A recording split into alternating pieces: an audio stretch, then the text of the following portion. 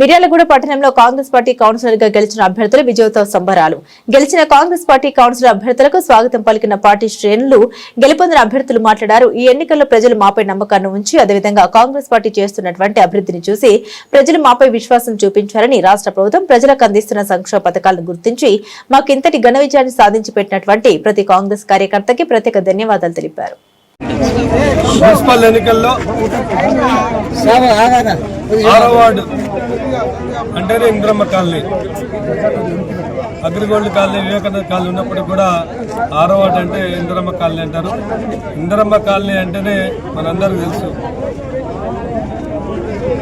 ఊరు గుడ్డ అనే నినాదంతో ఆనాడు పేద ప్రజల కొరకు ఆమె బయలుదేరి దాన్ని ఆశయంగా పుచ్చుకున్న రాజశేఖర రెడ్డి గారు సీఎంగా ఉన్నప్పుడు ఈ కాలనీకి పునాది వేసి పేదలకు, బడుగు, బలహీన వర్గాలకు ఒక గూడు నిర్మించింది.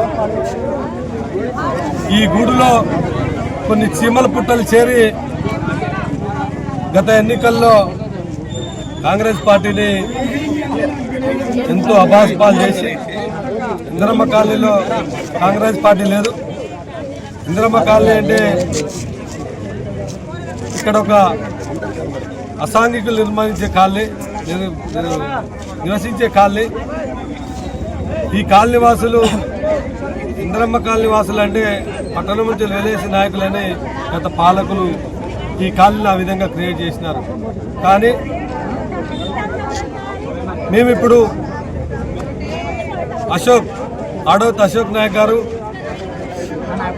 యూనివర్సిటీలో పనిచేసి తెలంగాణ ఉద్యమంలో పాల్గొని ఎన్నో స్టూడెంట్ ఉద్యమాల్లో పాల్గొని మన్ననలు పొంది ఈనాడు ఇంద్రమ్మ కాలనీ వాసుడు అయినప్పటికీ కూడా చదువుతోటి, తెలంగాణ ఉద్యమంతో యూనివర్సిటీలో హైదరాబాద్లో ఆయన చదువును కొనసాగించి ఆ చదువులు అయిపోయిన తర్వాత చిన్నపాటి ఉద్యోగం చేసుకుంటున్న ప్రజాసేవ ఏదైతే విద్యార్థి సంఘంలో ఒక నాయకుడిగా పనిచేసినాడు, అదే స్ఫూర్తితో ఈరోజు ఇంద్రమ్మ కాలనీకి పనిచేయాలని, కులాలకు, మతాలకు, పార్టీలకు అతీతంగా ఇంద్రమ్మ కాలనీ ఒక గొప్ప కాలనీగా తయారు చేయాలనే ఉద్దేశంతో ప్రారంభంలో చాలామంది ఇంద్రమ్మ కాలనీ పోటీ చేయాలంటే చాలామంది భయపెట్టారు. అశోక్ కలిసి పోరాడదాం, అక్కడ మంచి బలమైన నాయకత్వం ఉంది, మనకి బలమైన నాయకులు ఉన్నారు, బలమైన కార్యకర్తలు ఉన్నారు, బలమైన మనకు ఇంద్రమ్మ కాలనీ వాసులు. ఇంద్రమ్మ అంటేనే కాంగ్రెస్ పార్టీ అంటే ఇంద్రమ్మ. కాబట్టి ఆ ఇంద్రమ్మ కాలనీలో మనం బలమైన ఉన్నది, ఆ ఓటు ఉన్నది, పోదామని ధైర్యం చెప్పి తీసుకురావడం జరిగింది. అయినప్పటికీ కూడా అనేక రకాలుగా బీఆర్ఎస్ నాయకులు,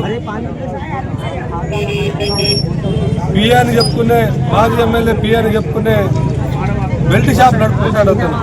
గతంలో ఆయన పిఏగా ఉన్నప్పుడు కాలేజ్ చేసింది ఏం లేదు, కానీ బెల్ట్ షాప్ నడుపుకున్న వ్యక్తిని పిఏ అని ప్రచారం చేసి గొప్ప వ్యక్తిగా సృష్టించి ఆయన అశోక్ అనేది లోకల్గా ఉన్నాడు, నా లోకల్గా సృష్టించి ఎంతో అభాసపాలు చేసి గెలుపొందాలనుకున్నారు.